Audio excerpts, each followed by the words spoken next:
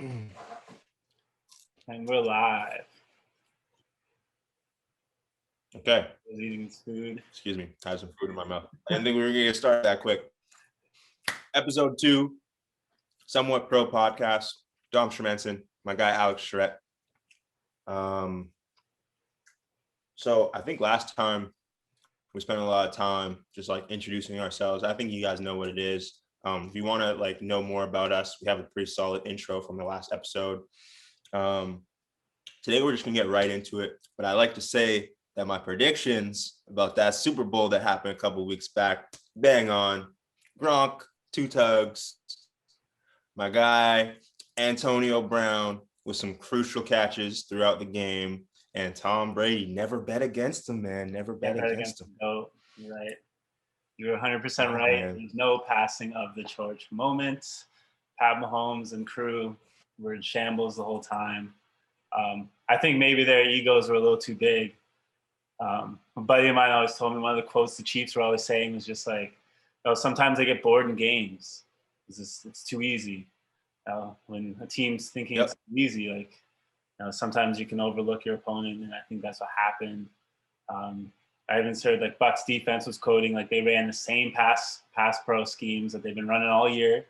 So the blitz package was ready to fire from the first snap. However, I did win some money on the Bucks, so both our predictions right. We both won. And that's just it, right? It's like, when it comes down to the end result of the game and like what happened in terms of plays that were made, you can talk a lot about the offense, and the defense doesn't really get spoken of that much. But it was really the defense once again that won that game. The pressure on Patrick Mahomes, they gave him that like top 100 throw that was an incompletion, and it's based off like that's probably like as good as it got for him. Like he didn't have an opportunity to make normal plays. He had to be that unorthodox, like throwing it sideways to see if I can make a completion, because there was 2 dogs chasing him down almost on every play. Like I felt bad for the guy, man. I mean, it seemed as if there was just like the O-line was nice. When I saw the DC call double corner blitz, and like that's when I knew like they're locked in. Like you're sending double cat blitz on both edges, dropping your outside linebackers. Like I just knew he was on something right there at DC. I don't know his name, but it up, man. Definitely underappreciated throughout the run. Everyone's talking about the GOAT, Tom Brady, but he just did his job. He didn't do anything special. He did a clean game, but it is what it is. Super Bowl's long done. You got your Boston Celtics jersey on. Maybe that's the benefit. What? You froze for a second. So maybe that's the benefit of having some diversity in your. Yeah. Maybe that's the benefit of having some diversity in your coaching staff. Get that extra bit of creativity. We're talking about one of the only teams to have like 3 black coaches at the highest level. I think it's OC, DC, special teams coordinator. Yeah, maybe. But anyways, last week's news, Yeah, that's 2 weeks ago, 3 weeks ago almost. Yeah, 3 weeks ago. But I was just trying to say, like, you got your Boston Celtics jersey on. You called me last year when Celtics beat the Raptors, got the League of North jersey. So you were living in the moment. Your Celtics were young, they're good. You rubbed it in my face. I lost money betting against them. I was pretty salty. But what's going on with your Celtics right now? Have you been watching your team? Because they don't look like much of a playoff team. I mean, we talked about this last episode, right? Like this jersey is a Kevin Garnett jersey, right? We're talking about number 5. We're talking about a completely different era of guys. And like my heart's still there. I love the green and black. I love the green and white. I love Celtics pride is still there. But like I said last episode, I've been disappointed in where we've been the last like 5 or 6 years. I think management has made like some horrible decisions. Whether you want to include Isaiah Thomas in that mix, I just think that there has been a mismanagement in the rebuild. And when we had a really strong team of young up and coming guys, Terry Rozier, guys like, oh my goodness, I'm blanking right now. Balling right now too. Yeah, Green, like I think that was 2000 and 2013, 2014, we had a group of up and comers, and because they weren't these marquee names, they were very quick to trade them off in exchange for rebuilding around a Kyrie Irving and these big stars that really didn't fit into the system that was naturally there. And I think that's where they hit a loss. And after seeing that over and over, I kind of just got tired of it. And so in the recreation of like the Brooklyn Nets and you know the part ownership that Jay-Z has there, my guy Steve Nash, who like you know I've been one of the biggest fans of Steve Nash, just being BC born. Like the fact that he's the head coach there, like I am more of a Brooklyn Nets fan, I think, right now than I am a Boston Celtics fan. And like discussed last week, I think that these guys are proving week after week that they're the team to beat in the East.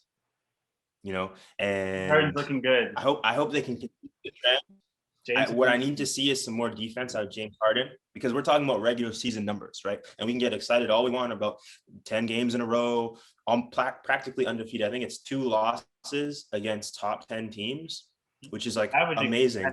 But like we're giving off a lot of game film, and it's still a lot of ISOs. So I hope that we can maintain that identity. We can carry that swagger into the playoffs, but then come playoff time, we have a stronger strategy that's going to have us beat a team 4 times in a row.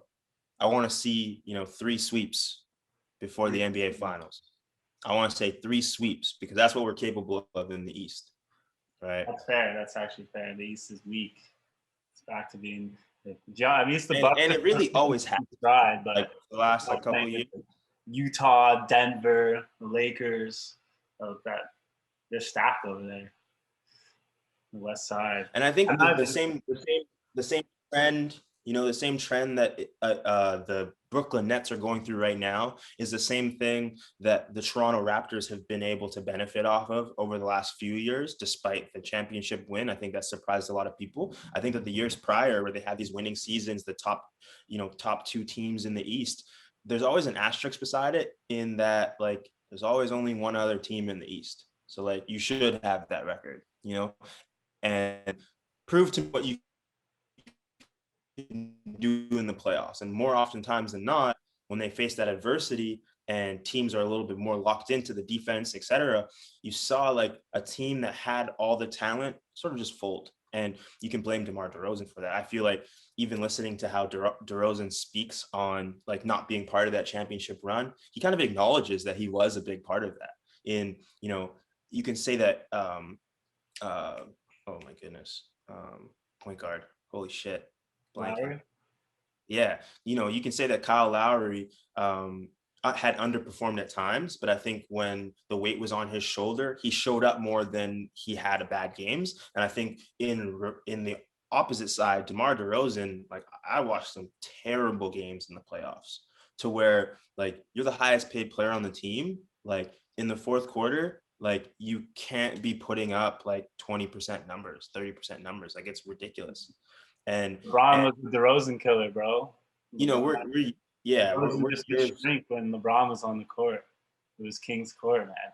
Absolutely. That's what I saw. I mean, DeMar's doing well out within San Antonio. They're looking strong this year. I think the 5th in the West right now. They're gonna be a playoff team. They got a GOAT coach. But yeah, and that's all I think. Kawhi, like the Kawhi version of the Raptors for that 1 year, still one of the best like GM moves I've seen. It was worth it, 100%. Stamped that first championship for the Raps. I'm not necessarily a Raptors fan.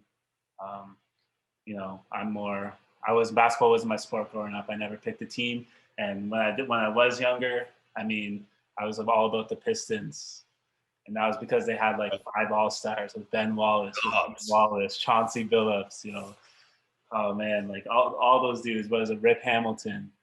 That was kind of a bad boys in their own right? Like squad, bro. Like yeah, like they did have that swagger. Rip Hamilton, bro. That defensive tenacity. Like they just, yeah. I was a huge Ben Wallace fan. Like that's how I play my basketball. Except I'm 6'1". So, you know what I mean? So, missing out on a couple inches, hey? Yeah. I need that. That's why we're football players now. Yeah, exactly. Yeah. It's good. That's good. Okay, so yeah, we're speculating on sports a lot. I'm gonna start off our bet on it, and we've been in this like this wave of what do you we'll call it millennial investing or like retail investors like affecting the market hella. Um, Checking my stocks as of the last week, shit isn't looking good, man. And I feel like this is just the beginning of like a reset of the market. So without like an economics background, without a deep investing background, I think I'm listening to a lot of like people in the economic space that are predicting like a significant dip. And I think this is just the beginning. So, if you're that young person right now, I'm gonna bet on wait a minute, because the shit's gonna drop, and I think that's all across the board. I think if you were smart in like some of the tech spaces, just because of the demand for solutions in our current climate of COVID and electrical failure and what have you, like those stocks might stay stagnant. But I think things like real estate right now, a guy was talking about, um, just our interest rates.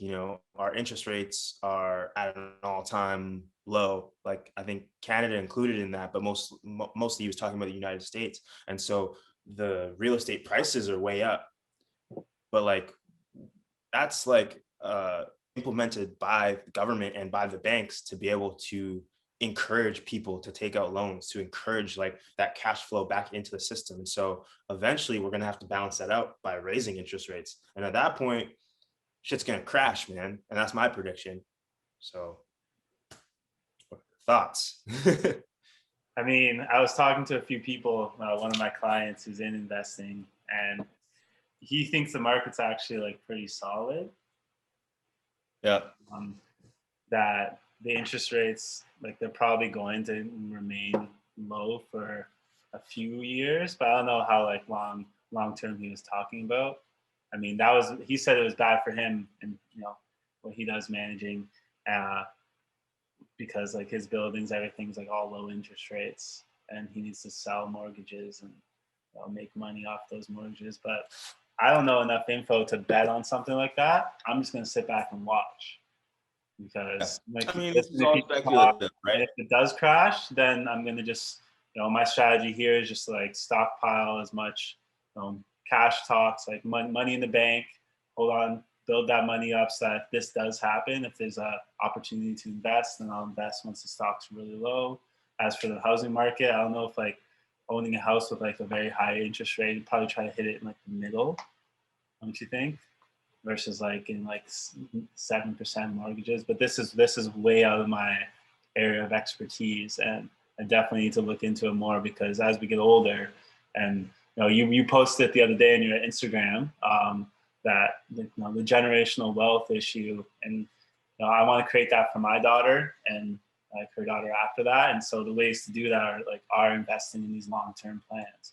So this is definitely something, as an athlete going through school, you never learn it.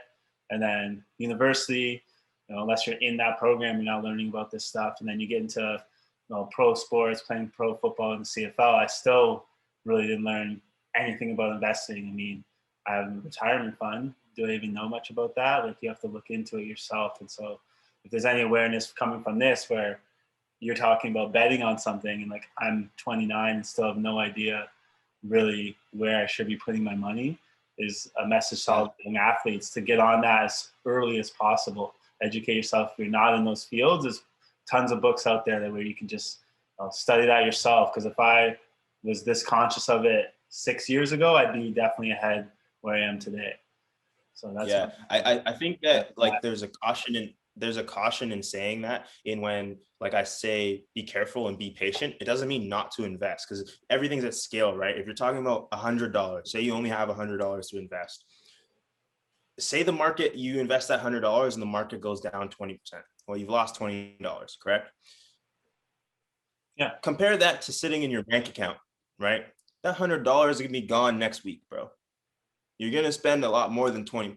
So at the end of the day, like you keeping it in the long term, even if it dips, there's like, if you hold it there long enough, it's going to go back up 20%. It's going to continue to grow. And it's more about like the delayed gratification that gets you that like compounding interest over time, right? It's about discipline and being able to like hold through those dips. Like if you're already invested, like it's more to say like be prepared for a dip.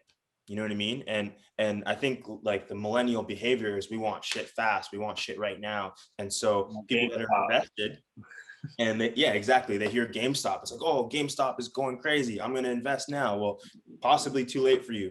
Yeah. GameStop drops. Now you sell. You've just lost a shit ton of money instead of waiting for it to potentially rise up again. But where I say be patient is maybe GameStop's not the answer. And for me, like, I don't think it is. It's if you're going to invest on it long term, you would have made your money already. That's it.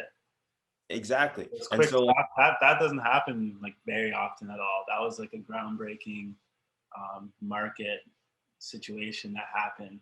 That doesn't happen. Like the stock market isn't get like that's like straight up gambling.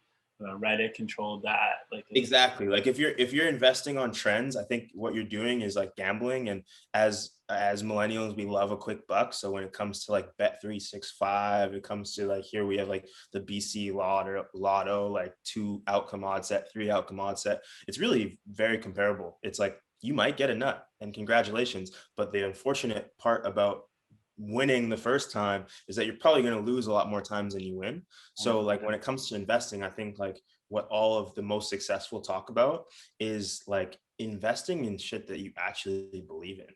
Like for me, like GameStop seems like a primitive, like a business. We're talking about like going into, when's the last time you went into a store to buy a video game? I can't remember, like, because I buy them through my Xbox or through my PlayStation, you know? So to invest in a company like that based on like these speculative things of it going up and going down is not somewhere where I want to put a ton of money. What I want to put a ton of money into is things that I think are solutions for the future and things that I think are here to stay. And that's where I think millennials need to tap in, is that we're going to be controlling the market more than anybody in moving forward, right? So in that space, there's a lot of opportunity to get into like the new age things that your parents don't grasp the importance of. IoT, you know what I mean? Space travel. These things are like the reality of the future, like electric cars, autonomic vehicles and cars. Like people are talking about like how we're just entering this 5G wave, and there's, you know, companies that have been on this for 5 years dedicated to, okay, like when you walk into a store now, let's get rid of cashiers and let's have everything working through your phone. So every item you pick up in the store has a chip, right? And when you walk out of the store, it just calculates the amount of chips in your pocket and it charges your phone, just like tap to pay, right? And so these are the kind of things that I want to look into and like I want to invest in, because like, of course, that's going to be of high demand, especially in a COVID world where nobody wants to touch anything. People don't want to interact person to person on point of purchase sales. Like that type of thing makes sense to me. And that's something I'm comfortable with investing tons of money in. I don't see it depreciating or dropping significantly because this is something that businesses are just starting to pick up, right? And so it has a very low entry point, and I think the room for growth is massive. I'm excited, if anything, about these little dips because, like, you know, I'm just getting into this investing space, and I think that companies that I do really believe in, like Lululemon, they're going through some shit right now, right? And so, like, for me, it's a company I see in the long term only has like up to go, but like it's already kind of expensive, so I'm waiting for that big dip, right? And anyways, at the end of the day, this is like some somewhat pro shit. I could be completely wrong, and exactly. I don't take any responsibility for that. I will not be liable for your speculative bet on it investments, but I hope that I'll just say to the people who made a lot of money on GameStop, if you happen to watch this, like, congratulations. I envy you because I do have Bet365 and I do like a good bet. When I see it, I'll take it. And I wish I was on GameStop a week earlier than I found out about it. So I would have thrown some money on that. I would have bet on that 100%. But like Dom was saying, that's not life investing. That's a gamble. and that you would have cashed out at that time too, right? Because there's definitely like a large percent of people, even people that I've talked to, that are like, oh no, like I'm gonna hold out because it's only collusion that led to the drop of the stock price. I mean, like, it we're could have still been trying to surge that, but it still dropped. You know, I bought AMC and I'm still in the negative. I mean, it was raised. People ignore the fact that it was raised based on collusion too. So, like, but with AMC, I was just hoping pre-COVID it was still worth 3-4 times the amount it is right now. So I'm hoping that, like, versus I got in late, I'm hoping that it does come back up. So I'm definitely gonna hold on to that. But movie theaters might be done too. We got Disney Plus, Netflix, anything you want, Amazon Prime. Like, we don't need to leave our homes. And like, I don't know about you, but like, taking a girl to the movies at our age, like, I mean, it could be a cute date, but I'd rather go get some food. Honestly, the one thing I do miss is like movie theater popcorn, because like as much as I try to replicate it at home, it's not the same. You know what I mean? Like, you need that big machine just popping that shit. Yeah, you need that like silver thing that sits like in the middle of this movie night. Like, people can start going back to movies. I still have AMC stock, so like let's start going back to movies.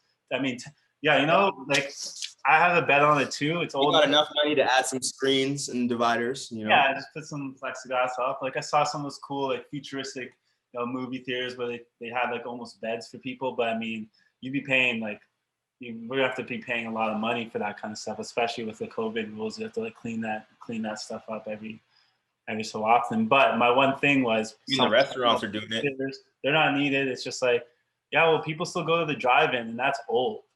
Like some of these things are still like good classics. So I mean, movie theaters maybe back in. You could. I'm gonna bet on that because I already did. We can keep it financial. I mean, I'm a Philadelphia fan, and I'm gonna bet on that Carson Wentz, his career is over. I don't care if you're going to Indianapolis. I don't care if you have a great O-line and a running game with a really good running back, and you're back with your MVP caliber season coach. I've seen the writing on the wall. I've watched you throw so many bad passes. And yes, I'm calling you out directly as a Philadelphia fan. I'm very disappointed. We still owe you millions, tens of millions of dollars. What is it, like 34 million guaranteed, and you're not even on our team anymore. And I'm still happy with that decision. I'm on the Jalen Hurts train. If we do something in the draft again where we don't pick a Justin Jefferson and we pick another quarterback for the QB battle, I'm sort of, Philly fan for life since McNabb, Pinkston, T.O. back in the day. So if we make those decisions, that is what it is. I hope we don't. I hope we just surround Hurts with talent and build. But the new NFL is we need success now. And I'm just going to bet that Carson Wentz has been seeing ghosts for the last 2 years. His knees are bust. He's wearing that brace all the time. His running ability isn't the same. And his decision-making, he's feeling the ghosts, the NFL ghosts, where he'll be sitting in the pocket, no one's rushing him, and he decides to run. And then now it's time to throw the ball away, and he's like, I need to play. And we saw like sometimes you get in that new. Sometimes you get in that new outfit though, and you feel a little different. Sometimes you get back with an old friend, and you feel like your 2017 self, which was first in the NFC East. I have to consider that before you continue. My man Bulls stepped on that same team and beat Tom Brady in the Super Bowl. The same team. It was the same roster that Wentz MVP had. And then look what happened to Nick Foles with his new uniform. Overthrowing Mooney on the Bears. Can't hit a stationary target. That team just has some magic to it. We had a great defense. So just because Carson's going somewhere else, I think he's going to have a little time, a little try to do this, and he's going to be benched as well. His attitude was his attitude was crap. Like, you have an out competition, you have this young stud coming in who's a better athlete than you, and let's see how you're not throwing well. And then you get benched in that first week, you're just sitting on the bench, head down, saying like, I want out. That's mentally he's checked out. I think his career can only go down from here, and I'm betting on that. That's my strong opinion. I interrupted. You can keep going, but no, I honestly, at the end of the day, like I was gonna say, I agree with you. I think that like Mentally, like for all the reasons you talked about, injuries, seeing ghosts, I think that is his characteristics. I think that balls are being thrown too quickly. I think that he has a lot of time. You go back and check the film. I think that like there were time to like sit in the pocket, maybe take that punch for a more accurate throw. And more often times than not, like dramatic overthrows, guys are open and you're not making the play. All things aside, there are those personalities, Blake Griffin, that are comfortable with like taking the check and being the guy without like production. And it's possible that like he is one of those guys. I really hope that offensive coordinator kind of like shakes it out of him. And I hope that he does have that competitive mindset. You gotta question though, like the guys that come from those, like it's D1 AA, right? That he was coming from. You gotta question that, like maybe the mentality is not the same as those guys that come from like SEC or like Division I schools, and that like in his space, like he's been so dominant, so like it's tough to be like the guy with really very little competition in that space, come in 2017. I think he came in 2016, right? That was 17 was his second year. But like to come in and Like perform as well, to come in and perform as well as he did, and then go from number one in the East to absolute shit is gonna fuck with a guy like that, and maybe like that's the biggest hardship he's faced. And I hope that he, like for his career's sake, that he can overcome that. But it's easy to be complacent in the space where like two teams are paying you and life is good. You get a scapegoat of moving to another team. Oh, it was the franchise. Like, well, we'll see what happens this year. Yeah, he may have an argument there. Like, I don't want to get into the head coach hiring. Yeah, I'd interview without even having a playbook better than that guy. Did you see that interview? What did you say again? Yeah. Oh my God, I'm traumatized. This is who we hired.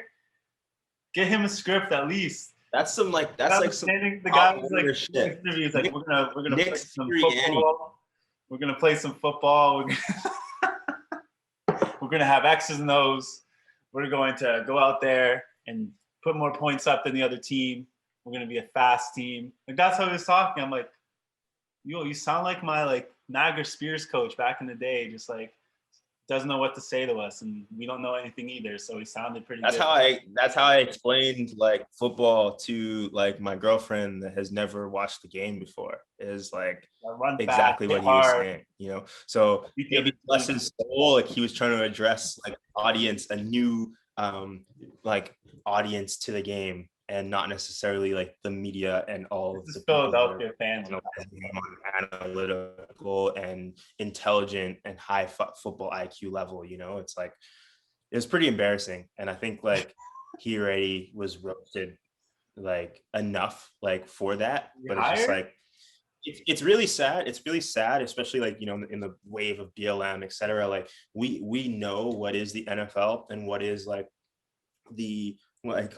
we'll call it like white supremacist ownership, in that like not a lot of people vote about like black rights.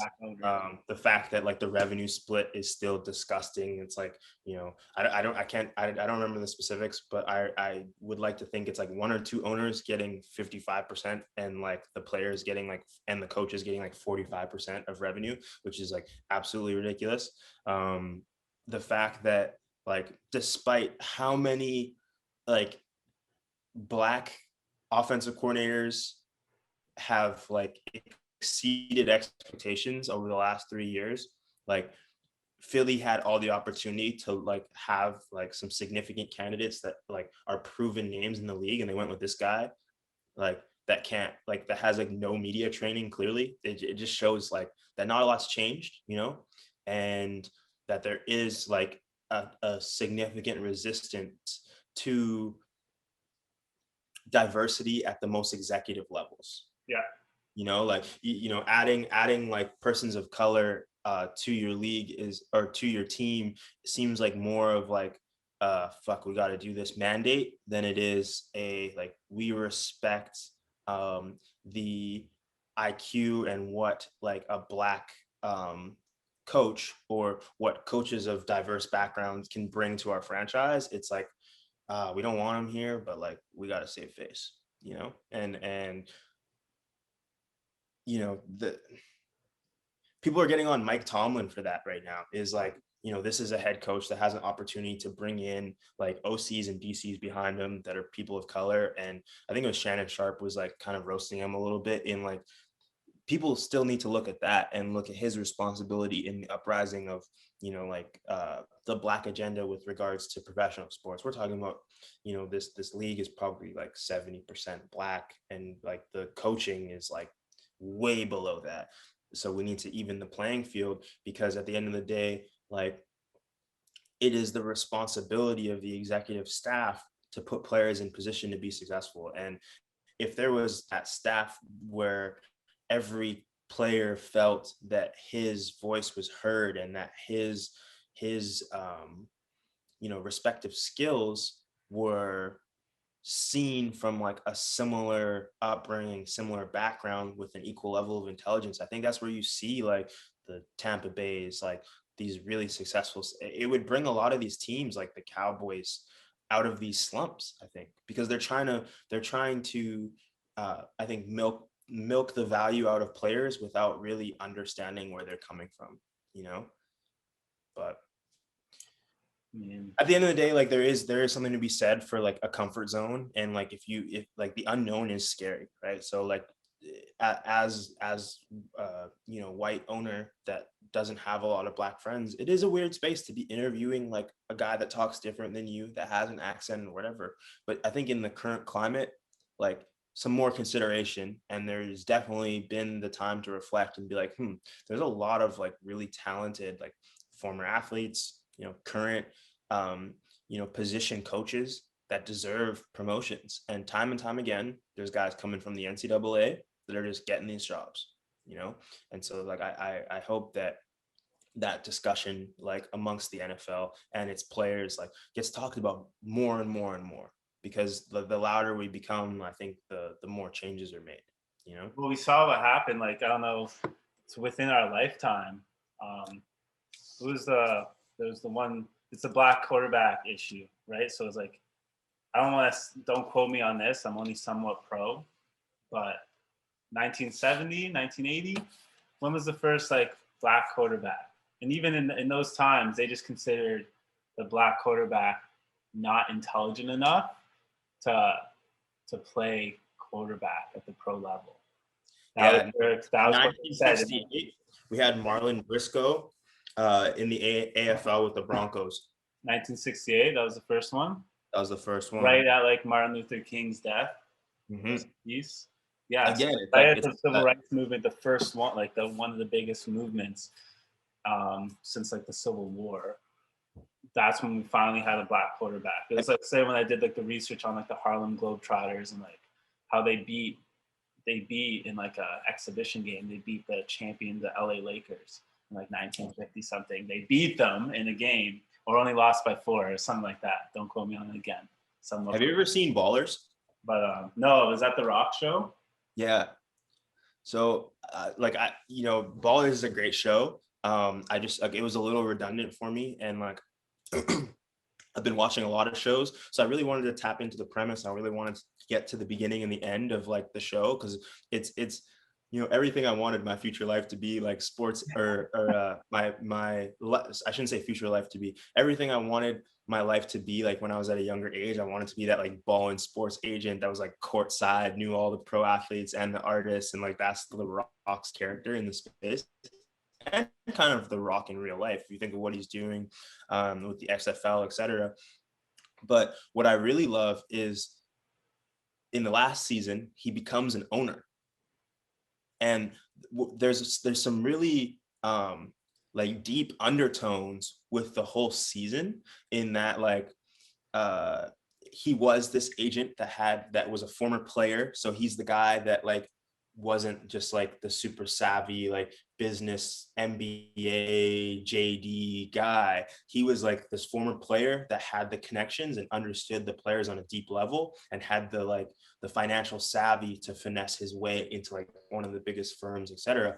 But this led to him having like such a rapport with all the owners and the play and respective coaches, that when there was an opening, this is like, I think the season must have came out last year, because like Patrick Mahomes is like, there was an opening for the owner of the Chiefs, and it was essentially the Cowboys owner that like had all his boys club, which was like the NFL ownership, and like they reach out to The Rock and they're like, hey man, like, the league's not looking great with all this like BLM stuff. Like we really need like, it would really be nice to have like a voice or like a personality like yourself, being like black, but like, not that black, like diverse, like as one of our first like diverse owners. And so he ends up taking the job, and it's obviously like super optimistic, and it shows like what the future of the NFL should be. In like at the last episode, essentially like The Rock's career ended based on injuries, and so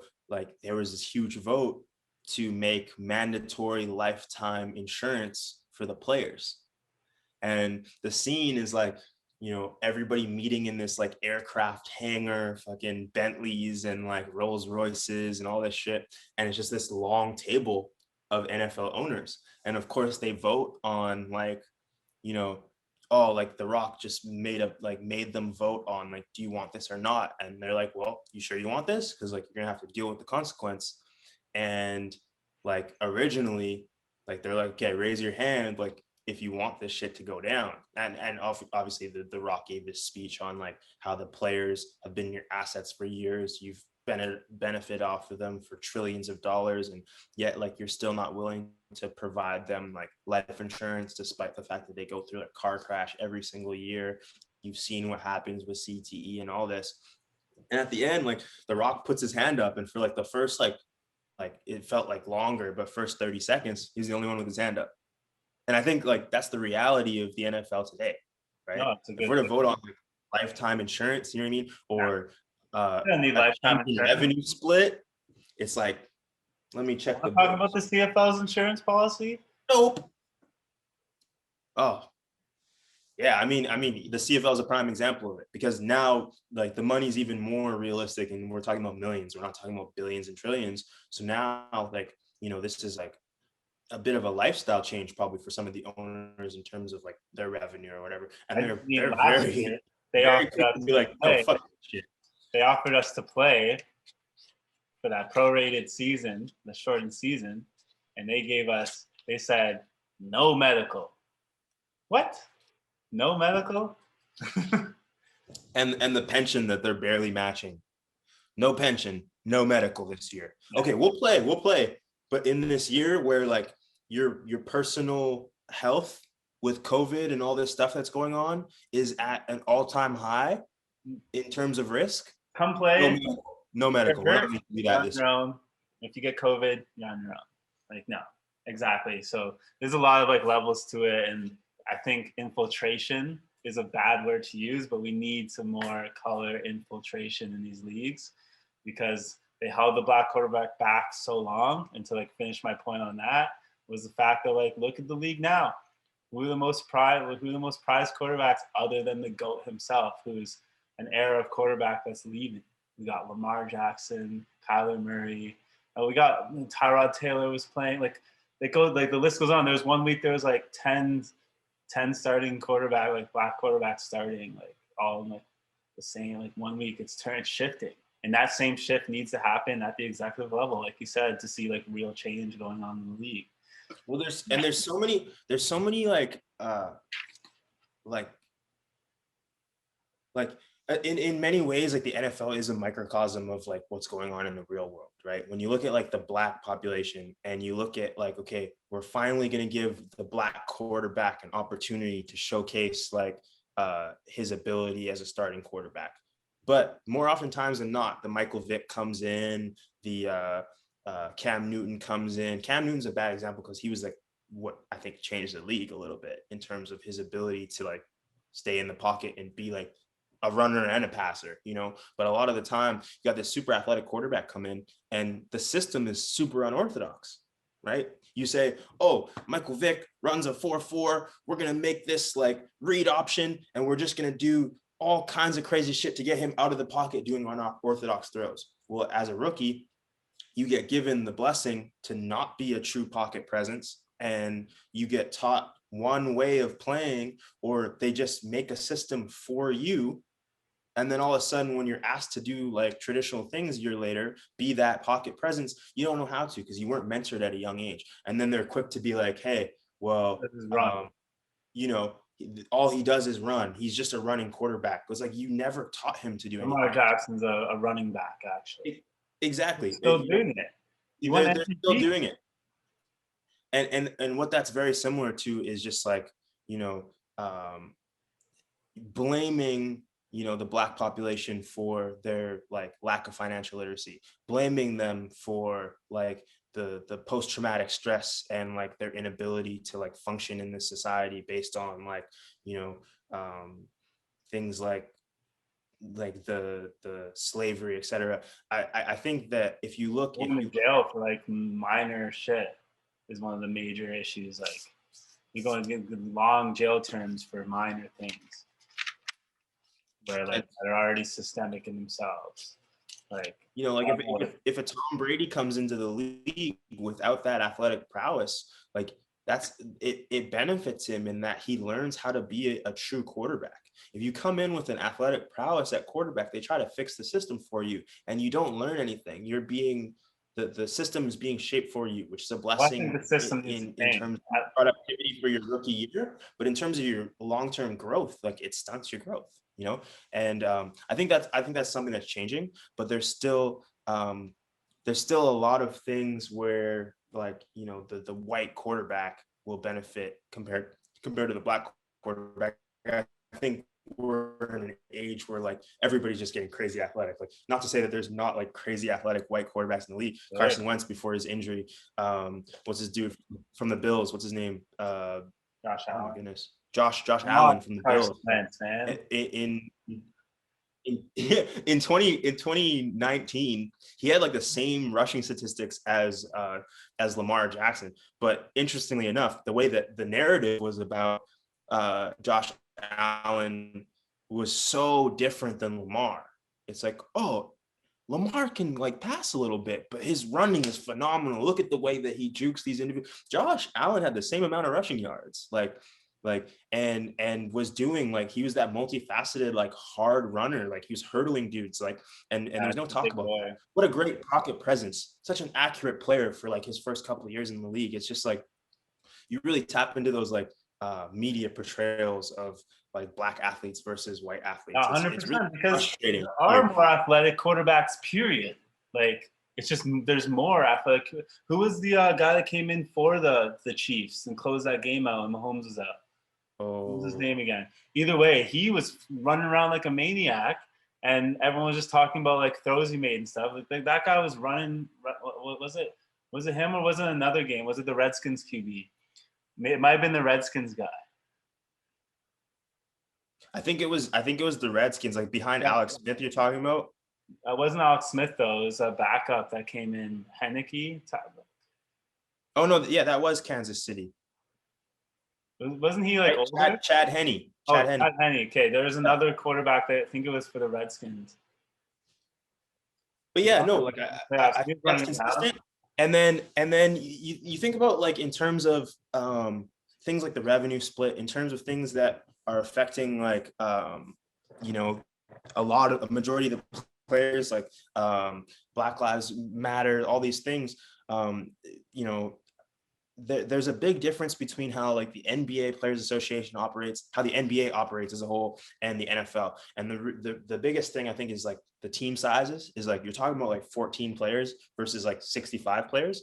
But what's also interesting is that when you're deciding on a PA for the NFL has a lot of like, the NFL ownership has a lot of like ability to manipulate what they want out of the PA.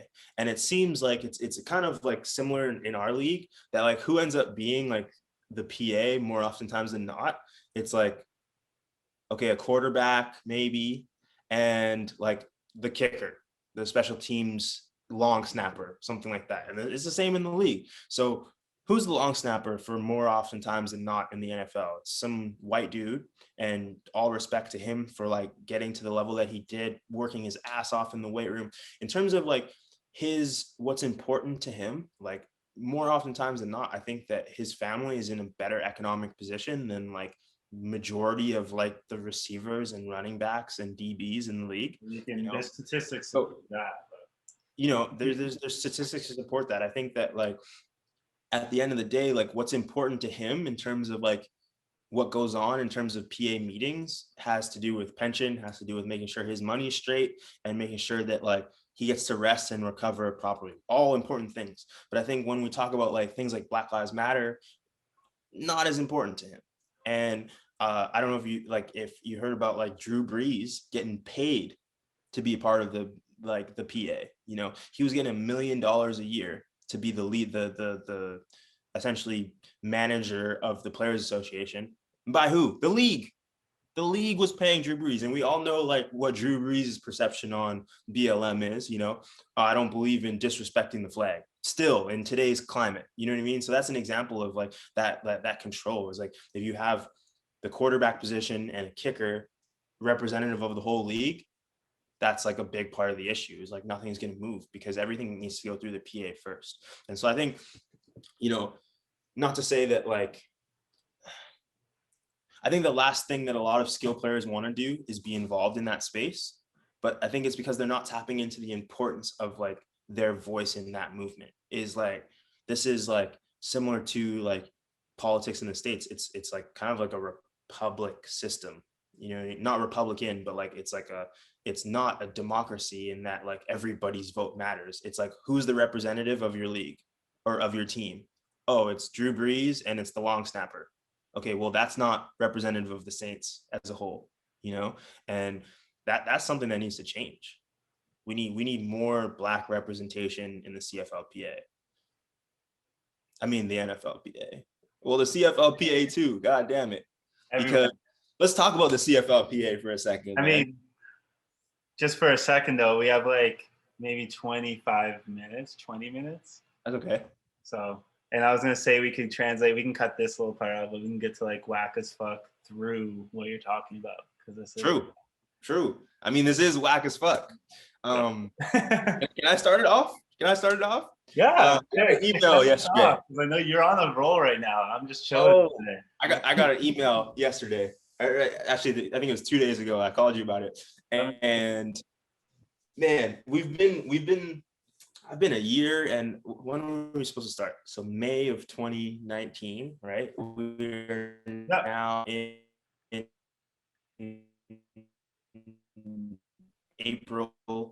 March of 2020. Despite multiple emails telling me from our Players Association to train and be ready for season. This started last February, I would imagine, right? Yeah. And month after month, we're told, okay, we're probably going to go back and be prepared to play a season. Okay, we're probably going to be ready to go in May. And that's when we were told, they want to go back and play. Everybody's motivated to get this league going. We might not have people in the stands. No medical, no pension. Nobody's going to play without medical. That's ridiculous. Okay. So here we are, waiting out for another agreement. Oh yeah. Okay. Well, looks like things aren't going to be able to be operational by May. So probably around July and August. Don't hear anything. July comes around. It's like nothing. August. Okay. Get prepared to play potentially in September. And I think in the end of the end of August is when they told us, okay, season's canceled.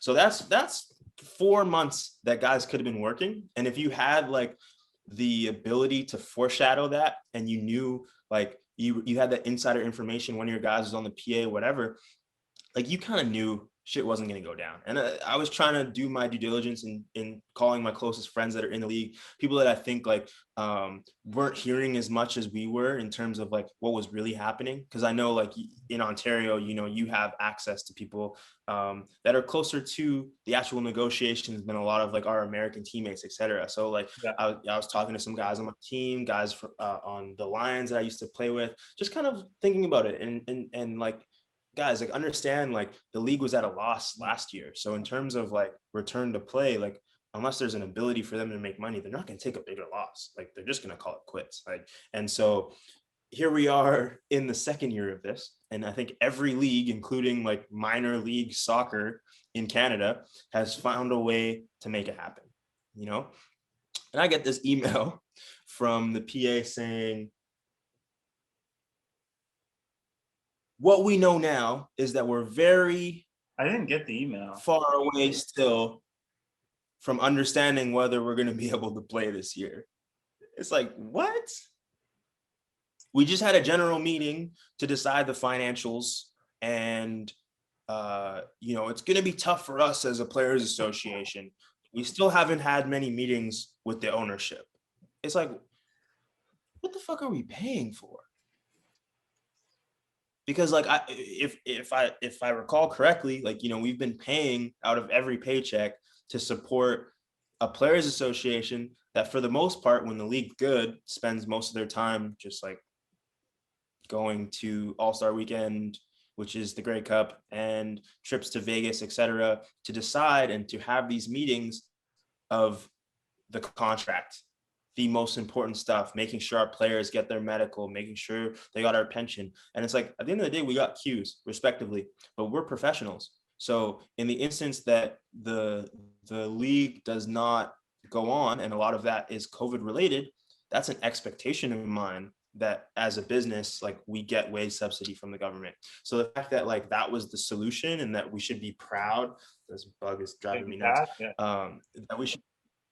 that we should be proud to get cues, and that was like a great negotiation by the Players Association, is bullshit to me. And I think that's whack as fuck. And the fact that we're still here without any answers is driving people to make decisions about their futures that they don't want to make. You know, people love this sport, and at the end of the day, like I think a lot of people are in it, like we've talked about before, like we're in it because we love it, not because it's the most lucrative option. And so to wait around and be told like, oh, this might happen, and lose out on other job opportunities, or lose out on the opportunity to be building like a career in something else is really unfortunate, and I think really disrespectful. It's all like I'm gonna hop right on the same whack as fuck train. Like it's totally whack. Like because you know, like there should just be full transparency. I don't know, like just this whole like the way they handled it last year. Just you know, to get your body. I think it was Brandon. What's his first name? But Galanders. He had like a good quote from like Ottawa. I think it was a fullback, and he was just saying like people understand like they want to look and be like, yeah, we get a game check like after a game. It's called a game check. We get paid for playing that game that week, and that's us getting our money for like our year's amount of work. Like we don't just this few guys that I've known that just walk out there and play. But in my opinion, they should have been working harder and been in the NFL. I think I know who you're talking about. Specific dudes, you know, good people. Just you know, we'll just leave it at that. But anyways, for like the majority of athletes at the pro level, like we're grinding. I'm still like I'm currently a free agent. I'm still putting in the work. Like I'm tired. Like I've been training since last year, getting my body right to potentially play. And to have like a league that can't be transparent enough with you, either with the finances, what the government's saying. You know, what if a job opportunity comes up and it's like I know I can take this job in 2 years. That job will still exist, but I won't be able to play football in 2 years. Is there a football season? And then you're giving that up, you're living, and then all they give you is the 16% of your contract in government subsidy. And it's like, we need, that is completely disrespectful to treat your players as if like, oh, well, in August, we sent you a little thing being like, oh, we might be playing in September. It's like, oh, okay. So I'm just going to, hopefully I've been training this whole time And I know there's a lot of guys in the league that put in that work. There's guys that are trying to make it into the league that are putting in that work. And they're signing guys left and right. And we just have to assume that they're gonna honor these contracts, or people get excited, you sign, you're like, okay, I'm a little hyped for football. We'll do these meetings. I'm getting hyped for football. It's is it happening? No, what are the I want a list of this is what we need for it to happen, and this is what's happening that will stop it. And if it's financials, whatever the reason is, that's cool. Owners are gonna lose a bunch of money, then that's fine. But at least be transparent with the players who make the money for you, and don't treat us like there's gonna be, oh, we'll just hire another 250 guys to play football in next year. You know what I mean? These are our lives. This is livelihood. Do I put everything into one basket? We can't. And if I had some transparency, knowing, okay, we need the government to say, no, this is the outlook. We need the COVID cases to be here, or the vaccines to be in this much of the population to allow this many fans in the stadium, or, you know what I mean? To get our finances at a minimal loss. But at the end of the day, we literally will know nothing. And I swear there won't be an email about anything until they're just either, oh, we're not going, or, oh, we're going to delay camp for another month. Oh, we're going to delay camp for another month. Okay, here's the deal, no medical. That's what they did last year. So I have no confidence. I think it's whack that they can just let me know.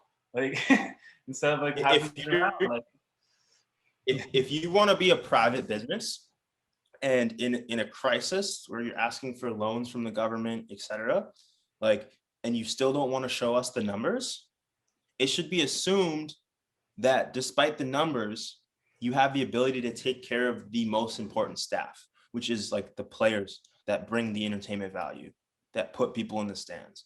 But instead, time and time again, I think we're one of the only professional leagues that doesn't know our revenue split.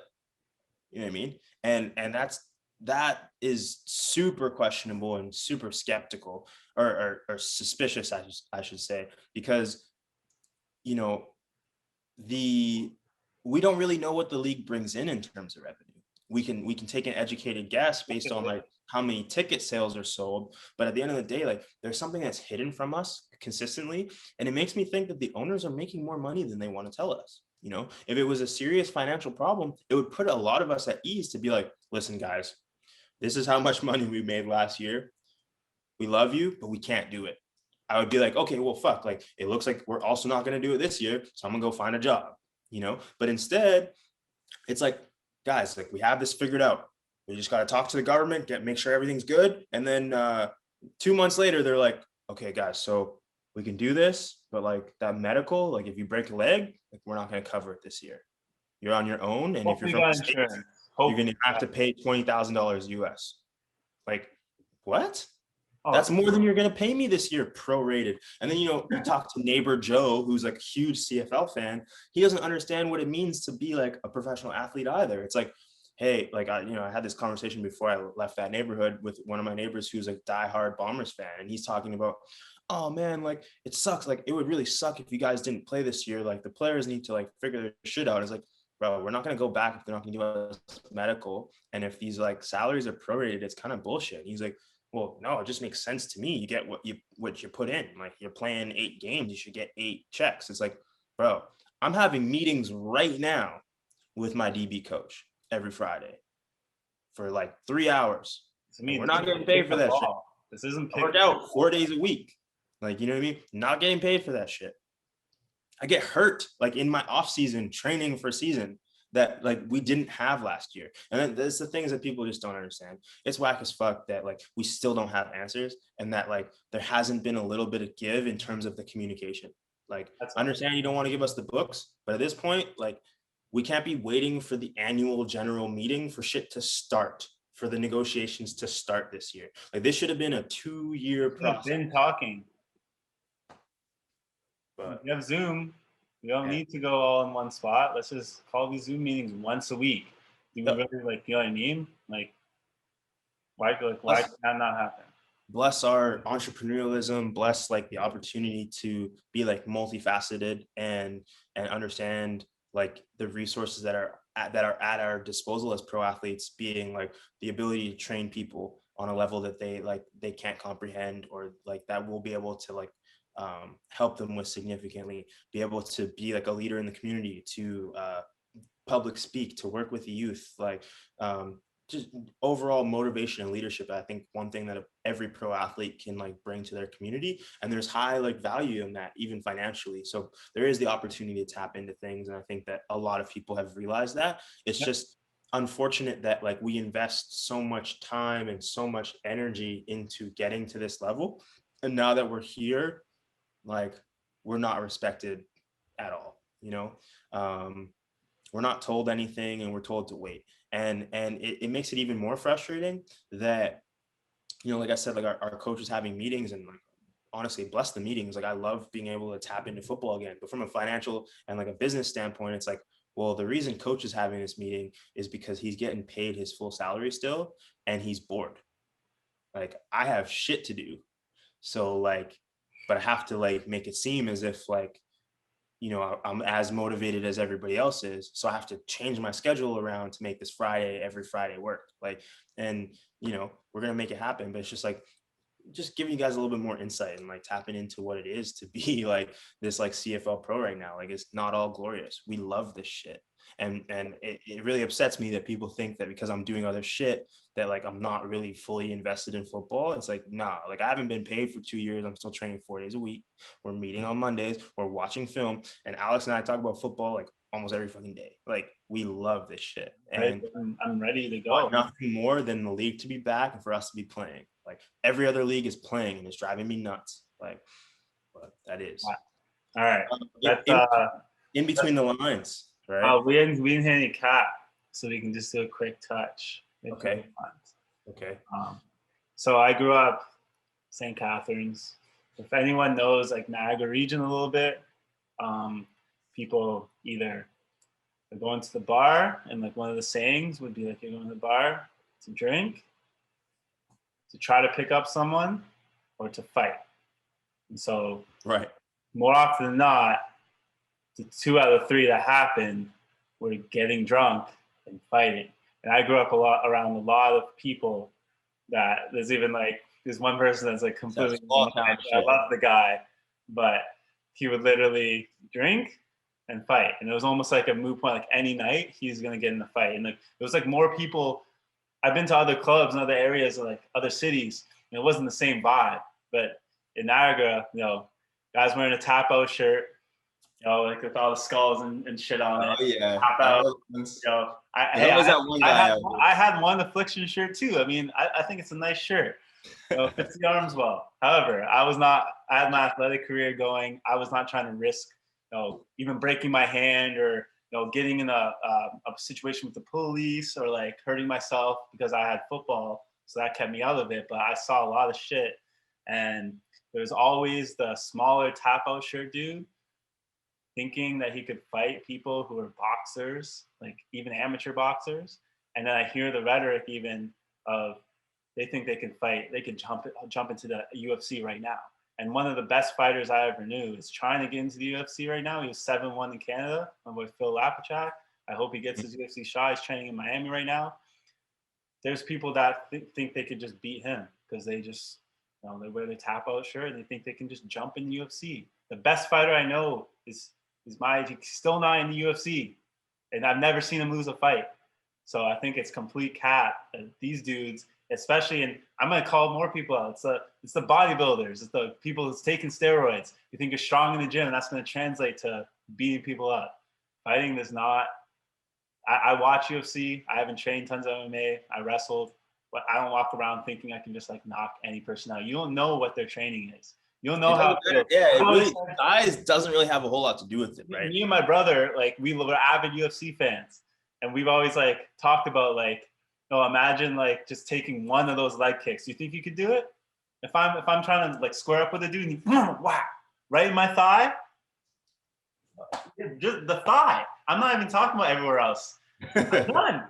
I play football. I have a high pain tolerance. Like I'm a tough dude. No, finish the rest of that fight on you can fight these guys. 135-pound guy will have the strength to knock you out with the perfect precision. Boom, you're done. Doesn't matter. You might not land anything, you know. So that's complete cap. I'm tired of hearing it. I've heard it since high school. I hear it on the internet Yeah. still.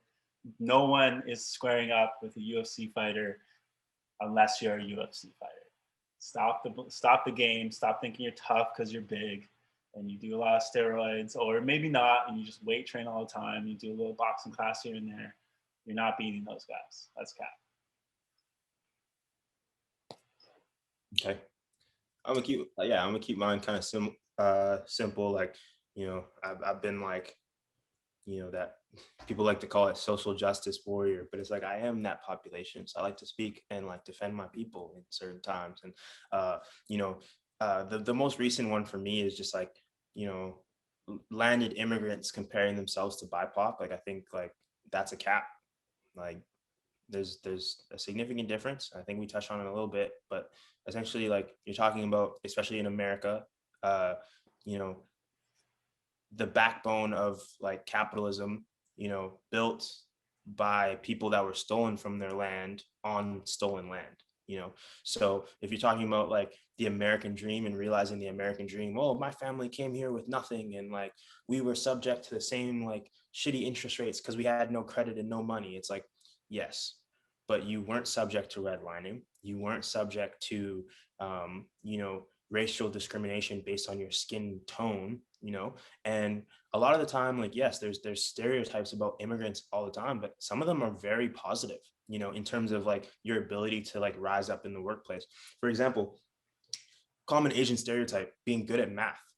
Like they might not respect like the Asian culture, and there is definitely like an ethnocentrism when it comes to Asians, but when it comes to the workplace and being able to like rise up in the economy that is the US economy, like everybody wants like somebody that's good at math in the workplace. And so you get hired as an accountant versus like perceived as a criminal. There's a big difference between that.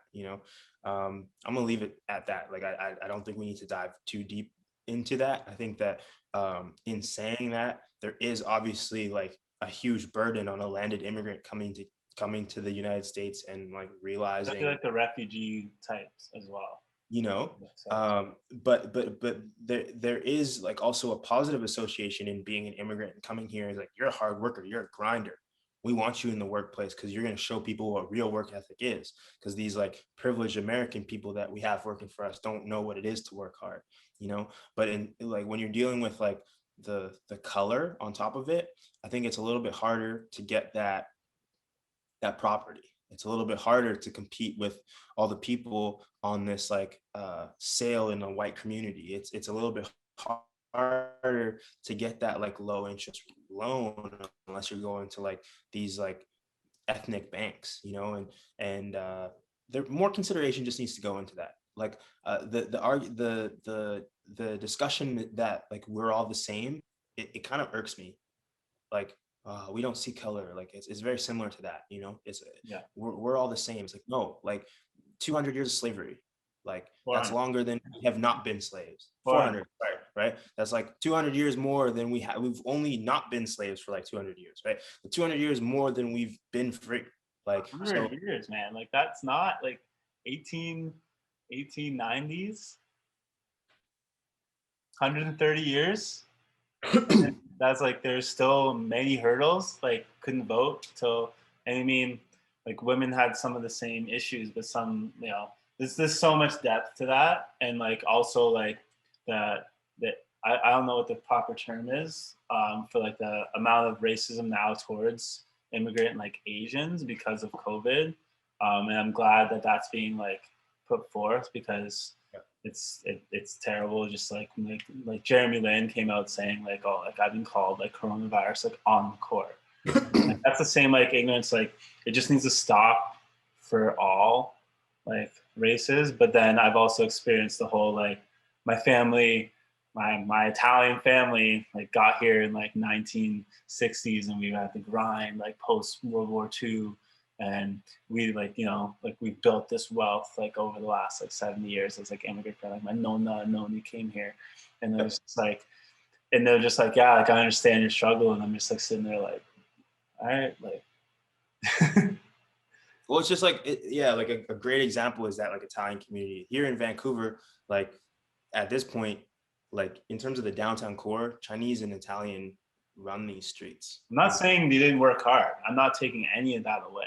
I'm just saying you can't compare a slave, the slave trade, and those people to you coming here in 50 years ago, your family coming here 50 years ago. There's the opportunity in your own respective communities, like where you came from, to like learn these processes of like community, like collaboration, etc., to where when you land in this place, which is like, you know, Vancouver as a landed immigrant, you can buy up the entire downtown core as a group of 400 people with very little money, and you can make sure that that money touches each other over and over and over, to where we start buying up the whole city. Fast forward past, I think that started like in Expo. Fast forward now, like the Aquilini family, etc., owns the Rogers Arena. They own this entire like strip that I live in. And if you compare like the, you know, the population of Italians here to the population of Black people. Why didn't the Black people just make their own community? It's 2%. Oh, and we did. Literally burned it down.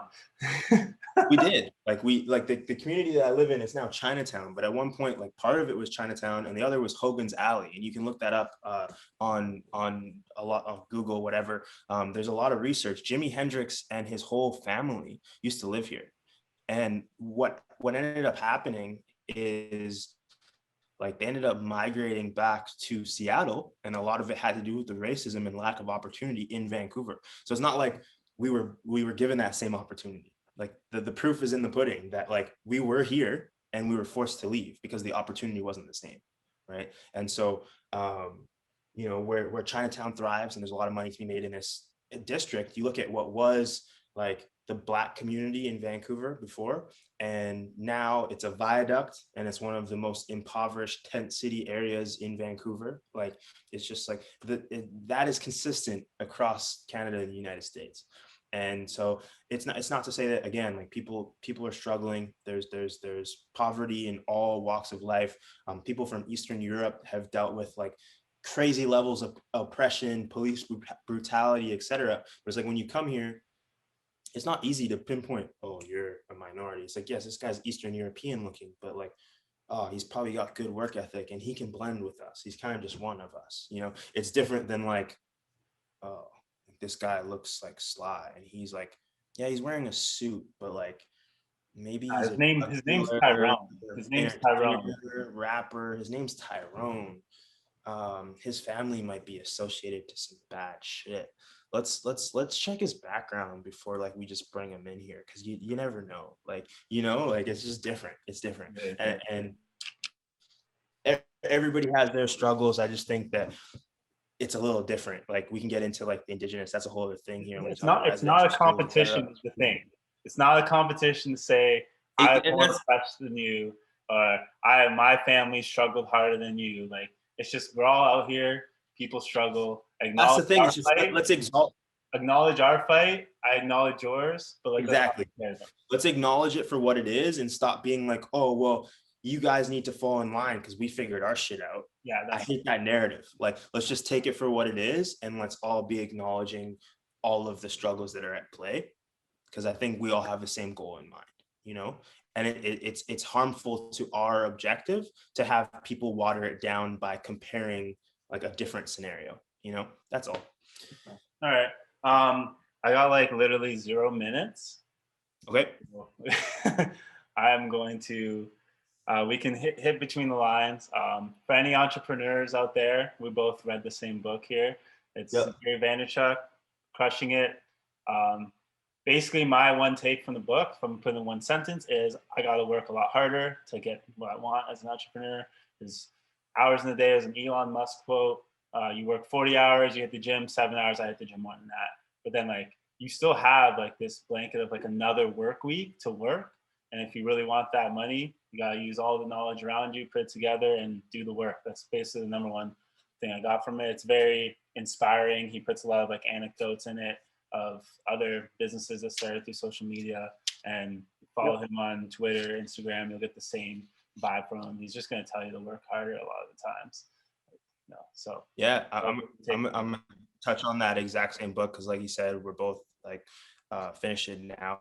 I think that the biggest take home for me was just on so things you hear a lot, like, you know, your biggest haters are always from like your immediate community. And so like if you're trying to sell a product or you're trying to like brand yourself, like the people that are going to be the least engaged or try to like hate and like tell you that your product isn't all that is your immediate circle. And unfortunately, that's the reality of social media. When you start off as like your immediate circle is the people that engage with you the most. So you might not always get the best rapport, but what this book is all about is expanding your reach. Why? Because like there's a market for everything in the world. And now like through social media, Twitter, TikTok, Instagram, you have the ability to tap into these markets across the globe just from the click of a finger. So if you really have that belief in your product, don't let your immediate community decide whether it's good or bad. Put it out there and let the world decide. Like, you know, it's really that simple. Like, and it doesn't take that much. It doesn't even cost really money. It's just about effort and consistency, content. And until you've done that, you never really know, right? It helps to have friends that are supporting you, but you don't really need them. You know, there's literally a market for everything.